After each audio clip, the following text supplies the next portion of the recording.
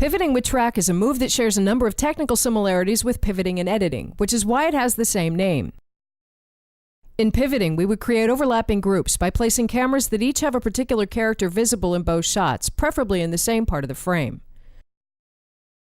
which would smooth out the cut and create spatial continuity. Pivoting on track can do the same by replacing those two lock cameras with one on a track, and actually tracking between the two positions. The effect is that we keep the man locked in the same part of the frame during the move while the background is being replaced. But while the end result in this case is the same as with pivot editing, this is where the similarities end, because pivoting with track is such an essential move that it deserves to stand on its own.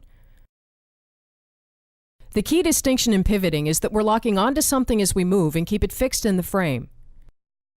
This is an effective way to reveal something, which we'll look at in the next chapter.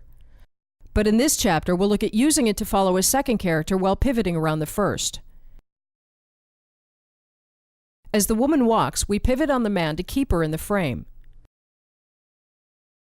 We're essentially countering around the man, and the result is that we keep both characters in the frame almost no matter where the woman moves, as long as the man is stationary. So a pivot is really able to cover an entire scene between two characters, and it can be useful to base the whole coverage on one pivoting camera as a backbone, and then add locked reverses to fill in at each stop. So let's create 3 stops for the woman, starting at the door, then in front of the man, then over here, and add 2 locked reverses. As the woman walks from the door into the scene, we then pivot around the man. And as she comes to a stop, we cut to the first lock reverse. Back in the pivot, the woman walks to her second mark, and we keep countering around the man until she arrives, and we cut to the other locked reverse. As the scene goes on, we've covered almost 180 degrees of movement, the pivot camera works throughout the scene, and the 2 easy locked reverses fill in the coverage. So this is one useful move. The range of movement a pivot can cover is actually even wider. Here the woman walks to stand in front of the man, which is the same as we just did. As she walks in and out of the depth of the shot, we of course don't need to move. But we do again as she moves over here. So the woman can in fact move around the whole area in the top of the screen, which makes basing an entire scene on a pivot as a backbone very flexible. But pivots are also great problem solvers on a much smaller scale if we add pivots to tracks that are already laid in order to cover extra character movement. Here we track with the man between 2 keyframes. As the man now walks to the table, we reuse the track to cover him with a pivot. And back again.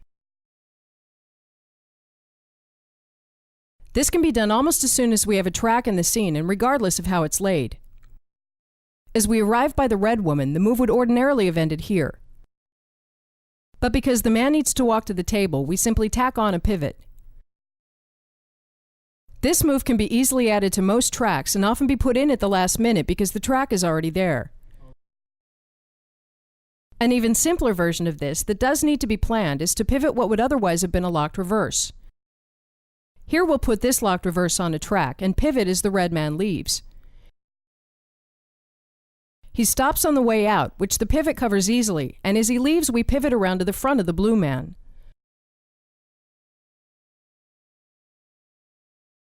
Putting the locked reverse on a track is naturally better than doing 2 separate shots because we only have 1 shot to do.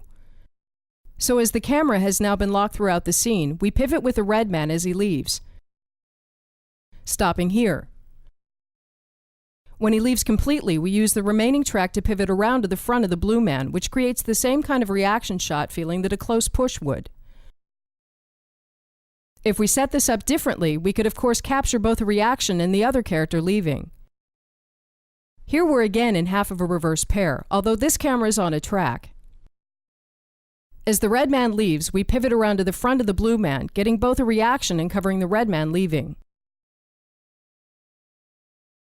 Since pivoting is so close to converging and countering, most of the same logic applies.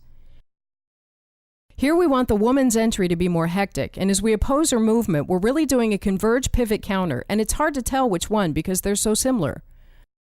What makes a move a pivot is simply that we lock onto something and counter around it. But to extend this idea, we can really lock onto anything we want. So let's pivot around the woman instead. As the man walks, she's now the fix. So for these bits of movement, the scene revolves around her. A converge also easily turns into a pivot if the track is angled. A straight converge by itself compresses the attention of the scene. But if we angle the track, the move becomes a pivot converge. As we converge, we're now moving more to the right as the woman moves more to the left, keeping the man fixed in the right side of the frame. Angling the track like this adds even more to the energy of the converge because the passing background creates unrest. Needless to say, we don't have to be pivoting around people. If a character's moving, we can pick a foreground object to pivot around. Here we've picked an arbitrary foreground object. We can just leave it at that, but we might as well pick an object that has significance in the scene later on. In this scene, we're really just countering on the man as he walks to the woman, but by starting on the pumpkin, which is a completely arbitrary object, the first half of the move becomes a pivot. Because these moves are so similar, it's extremely easy to go from one to the other. Even with the red man not visible yet, it's still a pivot, which then becomes a counter. Combinations like these can be quite elegant. Another interesting way to pivot around objects is to pivot around a gap in the foreground. Here we counter the man's movement by pivoting around the hole in the wall. If he walks back, we simply pivot in the opposite direction.